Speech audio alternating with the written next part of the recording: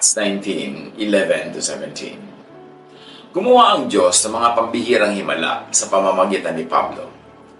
Kahit panyo o damit na kanyang ginamit, ay dinala sa mga may sakit at gumaling ang mga ito at lumayas ang masasamang espiritong nagpapahirap sa kanila. So you see here, God-given power, God-given role. Ang Diyos ang nagbibigay ng kapangyarihan, pero ang Diyos din ang pumili kung sino ang kasangkapan niya para ang kapangyarihan na yon ay makarating sa mga nangihina at nangangailangan. May ilang Hudyo roon na naglilibot at nagpapalayas ng masasamang espiritu.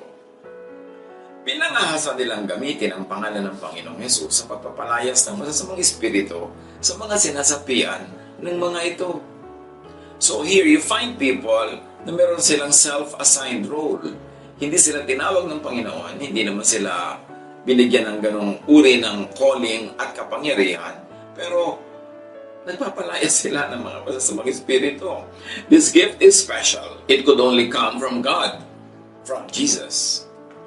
But here you see usurpation of a very special spiritual gift. Pangaangkin lang hindi naman dapat angkinin. Sinabi nila, sa pangalan ni Jesus na ipinangangaral ni Pablo, inuutos ko sa inyo, lumayas kayo. So nag-uutos sa mga ito nang hindi naman sila inatasan ng Diyos na mag-utos ng ganon. Dapat may chain of command. Hindi ko saan ka naghuhugot ng sarili mong self-appointed powers. Kabilang sa gumagawa nito ay ang 7 anak na lalaki ni Eseva, isang pinakapunong pari ng mga Hudyo. So here's a distinguished man in the community, pinakapunong pari, mataas ang ranggo, so ang mga anak niya mayroong sense of entitlement. Gusto nila na meron din silang ganong power kasi syempre sumisikat ka kung may ganong kang power. And there's covetousness on display here. Kasi gusto nilang maging kanila rin yung kapangyarihan, kanila rin yung siguro yung honor na kakambal nung pag-exercise sa kapangyarihan na yan. And they had the temerity, kapangahasan para gamitin ang pangalan ng Panginoon at magpalayas sa mga malalakas sa mga masasamang espiritu na wala naman silang empowerment from God. So bakit sinagot sila ng masamang espiritu? Kilala ko si Jesus at kilala ko rin si Pablo. Ngunit, sino kayo?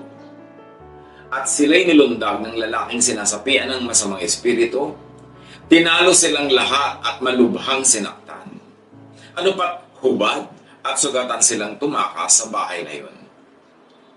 Nabalitaan nyo ng lahat ng naninirahan sa Efeso, maging Hudyo o Gentil. Kaya't natakot silang lahat at pinuri ang pangalan ng Panginoong Hesus. Napakaraming lesson sa maiksing kwentong ito. Acts 19:11-12. Babalikan natin. God did extraordinary miracles through Paul, so that even handkerchiefs and aprons that had touched him were taken to the sick, and their illnesses were cured, and the evil spirits left them. Ito mga panahon na ito, the times of miracles. The times of the Lord and the times of the first century church, maraming miracles na nagaganap. Very strong ang presence ng Holy Spirit, and more than that, very strong ang presence ng Holy Spirit sa puso ng mga nananalig. Kaya't yung presence na yun, yung pananalig na yun, yung pananampalataya na yun, ay nagbigay sa kanila ng iba yung kapangyarihan o kakayanan na tumanggap at magpasa ng kapangyarihan. It was a very special age. So Paul had and was a dispenser of God's power. Acts 19:13. Some Jews who went around driving out evil spirits tried to invoke the name of the Lord Jesus over those who were demon-possessed. They would say, "In the name of Jesus whom Paul preaches, I command you to come out." So sila yung mga gaya-gaya, putumaya. Wala naman silang assignment from God. Kinukopy lang nila yung formula na didinig nila na sinasabi ni Paul at ng mga kasamahan ni Paul. Akala nila pwede na yun. 7 sons of a Jewish chief priest were doing this. One day, the evil spirit answered them, "Jesus, I know, and Paul, I know about. But who are you? Who sent you? Who empowers you? Ano ang kay inyo? Napalayasin ako dito. Sino ba kayo? Mas makapangyarihan ba kayo kaysa sa akin?" The man who had the evil spirit jumped on them and overpowered them all. He gave them such a beating that they ran out of the house naked and bleeding. Nagulpe, nahubaran sa tindi ng bugbog itong mga pangahas na mga lalaking ito na gumamit ng pangalan ng Panginoong Jesus. Nahubad kaya ang priestly costumes nila? Kasi nahubaran daw Nahubad yung mga trinkets nila, yung mga suot-suot nila na parang akala nila pag suot nila yun ay nagkakaroon na sila ng special na kapangyarihan at special na status. Maraming ganyan, gaya-gaya ng costumes and trinkets. Yung hindi naman totoo sa kanila, hindi natural sa kanila, pero sinusuot nila na parang may isang palabas na magaganap. Acts 19:17. When this became known to the Jews and Greeks living in Ephesus, they were all seized with fear, and the name of the Lord Jesus was held in high honor. So hindi basta-basta binibigkas yung pangalan ni Jesus. Wala ka namang karapatang gumamit. Hindi ginagamit as magic formula.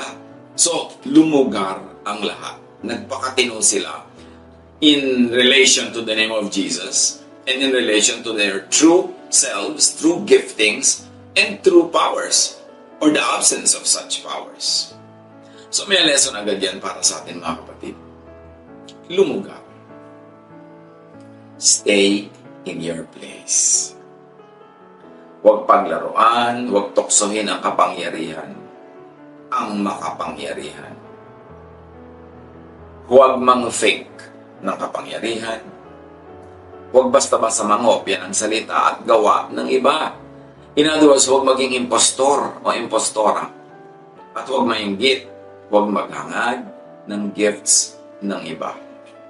I am reminded of a poetry, isang tula na nabasa namin noong high school. Sonnet 29 ni William Shakespeare. At very related sa topic, gusto kong ating balikan ang tula na ito. Sonnet 29 by William Shakespeare. When in disgrace with fortune and men's eyes, I all alone beweep my outcast state, and trouble deaf heaven with my bootless cries, and look upon myself and curse my fate.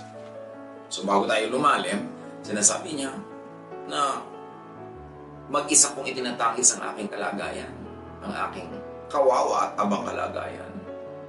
At ang mga kaiiyak ko sa langit ay parang bingi na ang langit, wala nang talag.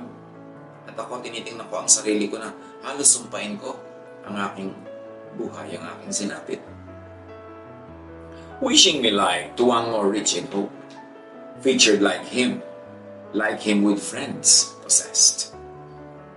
Desiring this man's art and that man's scope, with what I most enjoy, contented least.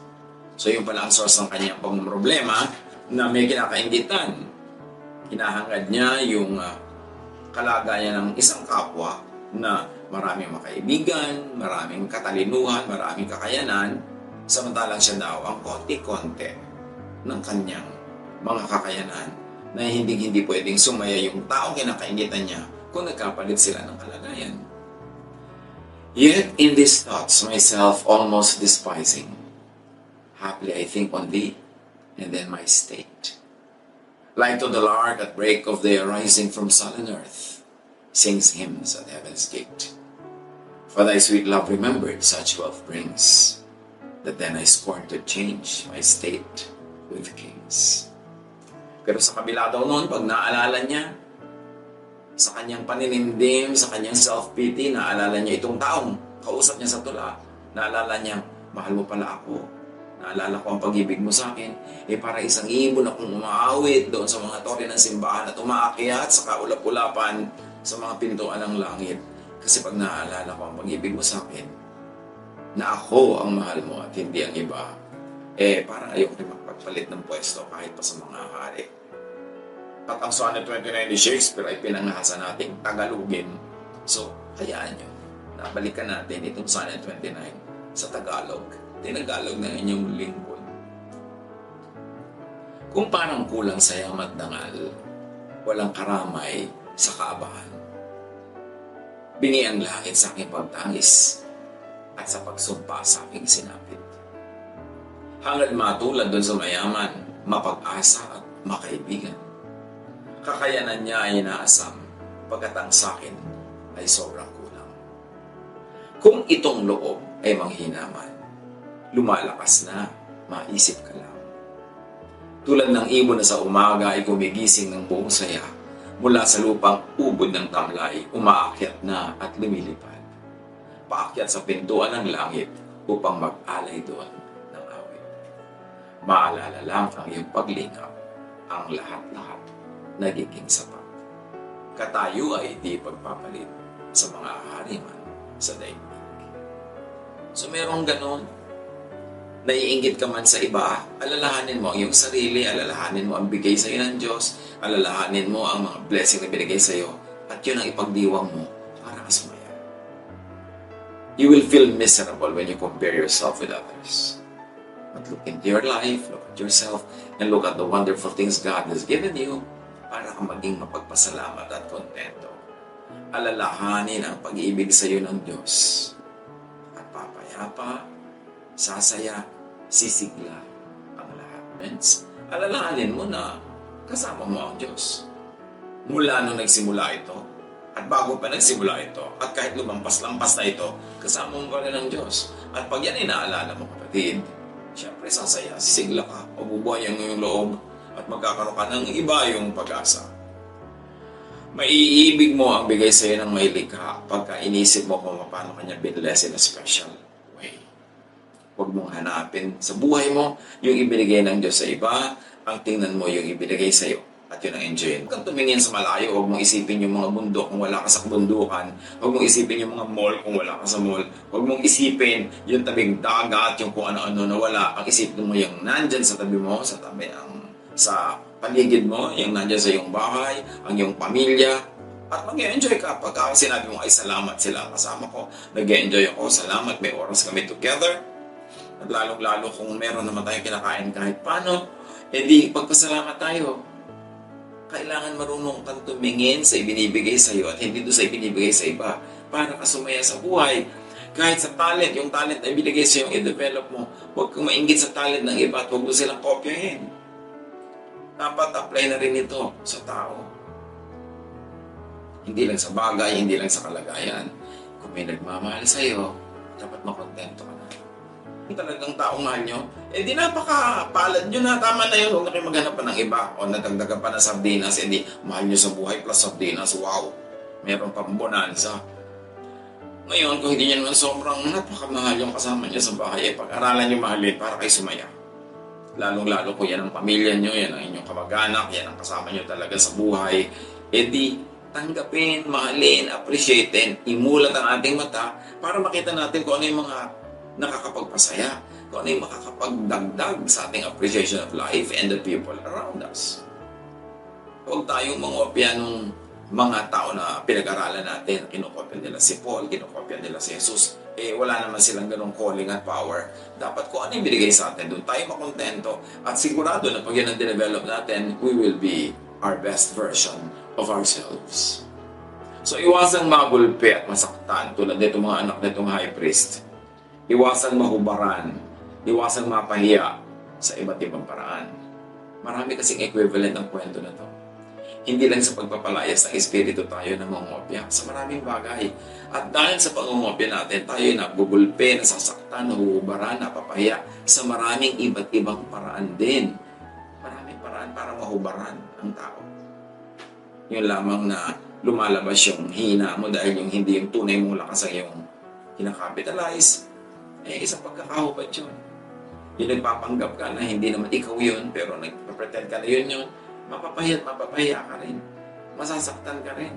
Kaya magpakatotoo. Ask yourself, who am I? How did God create me? What are the gifts of God that given me? Am I true to myself? To nature? To the gifts and calling that God has designed for me? Maging totoo. Magpakatotoo. Huwag mangopya ng iba. Huwag pilitin ang hindi mo kaya sapagkat siguradong meron namang naturally given to you na kayang-kaya mo, likas sa'yo, doon ka mamulaklak, doon ka mamumunga, doon ka sasaya, at doon ka makakapagpasaya ng kapwa.